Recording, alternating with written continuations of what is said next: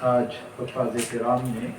نماز تراویح میں 29 پارے مکمل کر دیے۔ 29واں پارہ قرآن پاک کا سب سے بڑا پارہ ہے، اسی لیے آج آپ لوگوں نے محسوس کیا ہوگا کہ تراویح نماز تھوڑی تاخیر سے مکمل ہوئی ہے۔ 29ویں پارے میں جن سورتوں کی ہم نے تلاوت کی ہے، سب سے پہلی سورت سورہ ملک، بڑی ہی مشہور اور بڑی ہی مقبول سورت ہے، تبارک بھی اس کو کہا جاتا ہے۔ اور پھر اس کے بعد سورہ قلم ہے، اور پھر اس کے بعد سورہ حاقہ، اور پھر سورہ معارج، اور پھر اس کے بعد سورہ نوح، اور پھر اس کے بعد سورہ جن، پھر سورہ مزمل، پھر سورہ مدثر، پھر سورہ قیامہ، پھر سورہ دہر، اور پھر آخر میں سورہ مرسلات۔ اتنی سورتوں کی آج حفاظ کرام نے نماز تراویح میں تلاوت مکمل کروائی۔ بس زیادہ وقت نہیں لوں گا، آج کی رات جو ہے وہ بات چیت کی رات نہیں ہے، بلکہ عبادت و بندگی کرنے کی رات ہے۔ سورہ ملک کے فضائل، حضور اکرم صلی اللہ تعالی علیہ وسلم فرماتے ہیں کہ سورہ ملک اپنے قاری کی اللہ تبارک و تعالیٰ کی بارگاہ میں شفاعت کرے گی۔ یعنی جو سورہ ملک پڑھتا ہے، سورہ ملک اپنے پڑھنے والے کی اللہ تبارک و تعالیٰ کی بارگاہ میں شفاعت کرتی ہے کہ اے پاک پروردگار عالم، تیرا یہ بندہ دنیا میں میری تلاوت کرتا تھا، آج میں اس کے حق میں تیری بارگاہ میں سفارش کر رہی ہوں، تو اس کو بخش دے اور اس کو جنت میں داخل کر دے، تو اللہ تبارک و تعالیٰ اس کی سفارش کو قبول فرمائے گا۔ ایک اور روایت میں جسے امام ترمذی نے اپنی جامع ترمذی میں جو ہے نقل کیا ہے، ایک مرتبہ صحابہ کرام رضوان اللہ تعالی علیہم اجمعین کہیں باہر تشریف لے گئے تھے، حضور اکرم صلی اللہ تعالی علیہ وسلم بھی موجود تھے،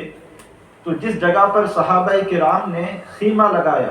ٹہرنے کے لیے کیمپ لگایا، ایک صحابی رسول کہتے ہیں کہ میں نے جس جگہ خیمہ لگایا تھا، ٹینٹ لگایا تھا، وہاں پر ایک قبر تھی، اور مجھے معلوم نہیں تھا کہ یہاں پر قبر ہے، ورنہ قبر ہوتی تو وہ وہاں پر ٹینٹ تھوڑی نہ لگاتے، اس لیے کہ قبر کی تعظیم ضروری ہے۔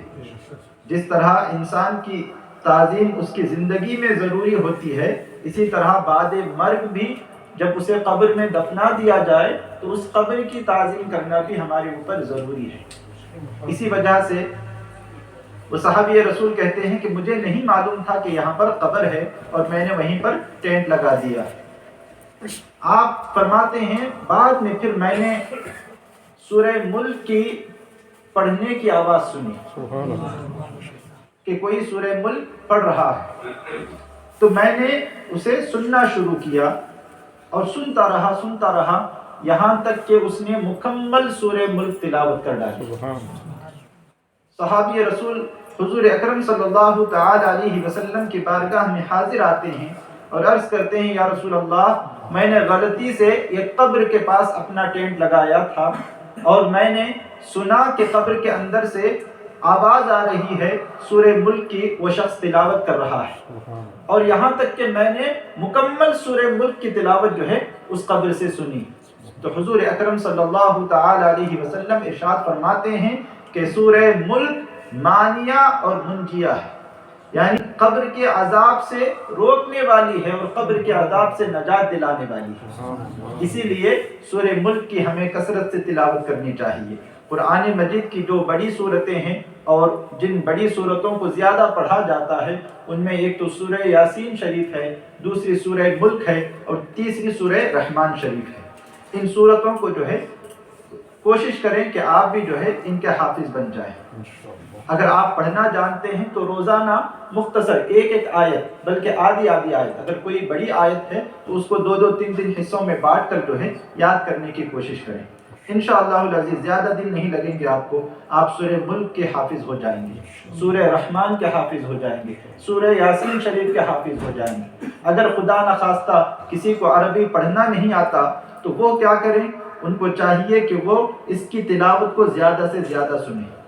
کار میں ڈرائیو کرتے وقت جو ہے ان صورتوں کی آپ تلاوت لگا لیں. روزانہ جب آپ ان صورتوں کو سنتے رہیں گے تو انشاءاللہ العزیز چند دنوں کے بعد یہ صورتیں آپ کی زبان پر آسانی سے چڑھ جائیں گی اور آپ ان صورتوں کو تلاوت کر سکیں گے. اللہ تبارک و تعالی ہم سب کو قرآن پاک کے فیوز و برکات سے مستفیض فرمائے. وآخر دعوانا الحمدللہ رب العالمین. السلام علیکم ورحمۃ اللہ وبرکاتہ.